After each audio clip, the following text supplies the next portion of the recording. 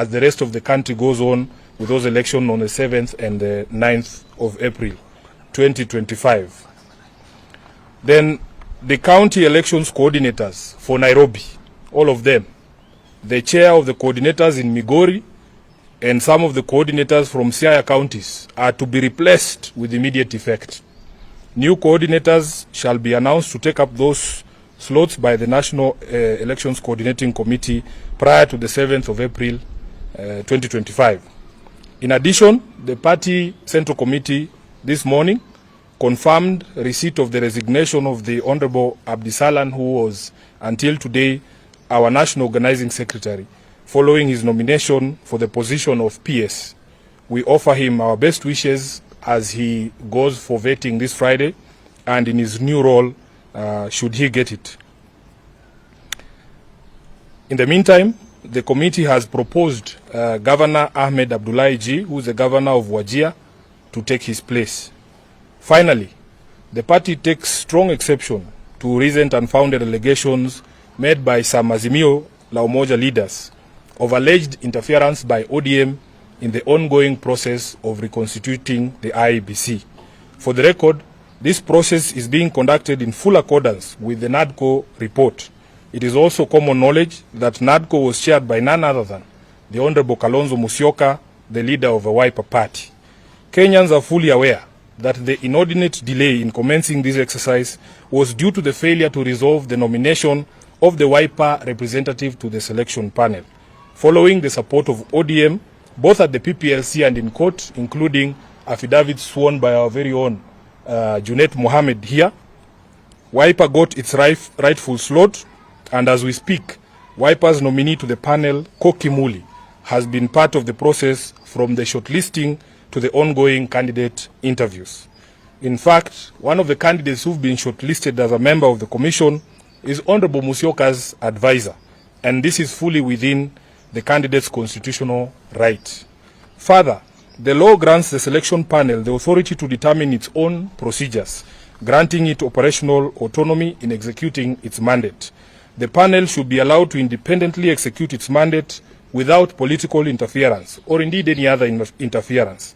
We view the accusation by a section of Azimio leaders as an attempt to preemptively discredit the panel and the outcome of the entire process. Kenyans have waited a very long time to have an electoral commission in place, and we will not countenance any attempts to derail or delay that process. That is the end of the statement, and I thank you for coming as always. If there are questions, we will take them. If not, we will supply you with copies of the statement as we have read it. But I will ask that if you have questions, Eric, I can see you. Please let it be within the purview of the matters we have addressed today. Yes.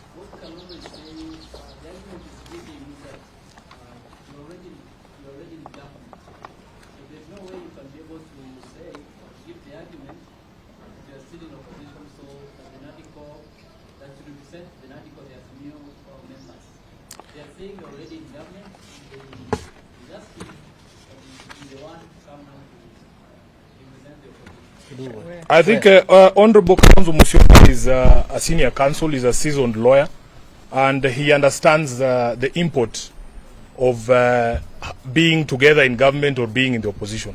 As we speak today, this is the top organ of ODM. ODM is not in government, and I don't know how many times we have to answer a question. ODM is not in government. ODM is a distinct, independent political party from the ruling Kenya Kwanza coalition. So when somebody makes an allegation such as that, you have to ask them first, what is the basis of that assertion? Then we can engage from there. Yes, Eric, that was your question.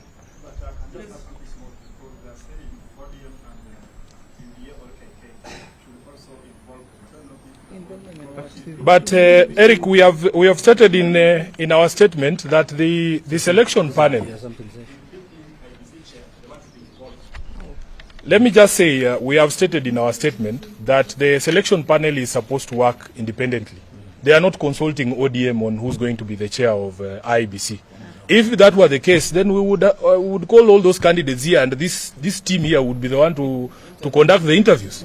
But ODM is not the panel. The right chairman for ODM has not applied. Yeah, I mean, so if we were consulted, I would probably find a very good chairman for. But that is not my job. It's a job of the panel.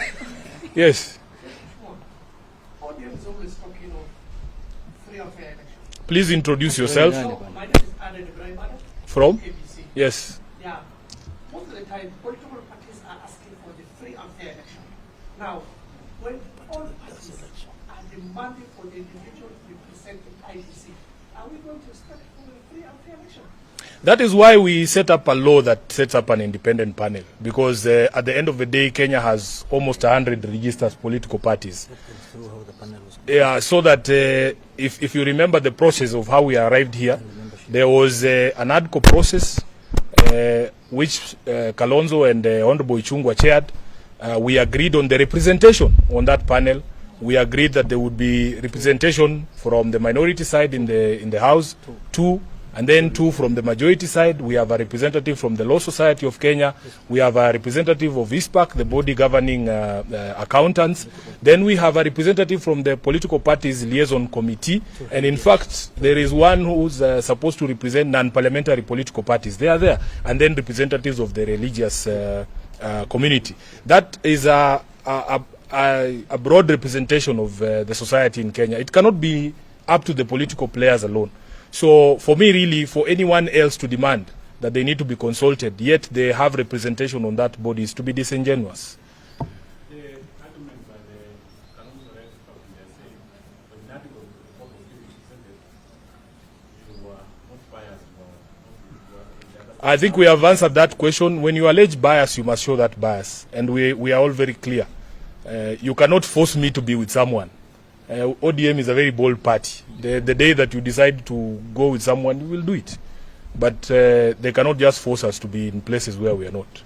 I will take the last question. Yes. My name is Romano from West TV. As ODM, from where you sit, are you confident with the whole process as it's going on by the selection panel? We are confident that the men and women who are selected to represent the various organizations, including the minority party, which ODM is part of, will do the best in the interest of the country and in accordance with their oath of office. So, yeah, let them do their job, please. I think we should allow them to do the job. And we can talk about the outcome later. Asante sana, Mungu awabariki. You are Nikali. Sifuna.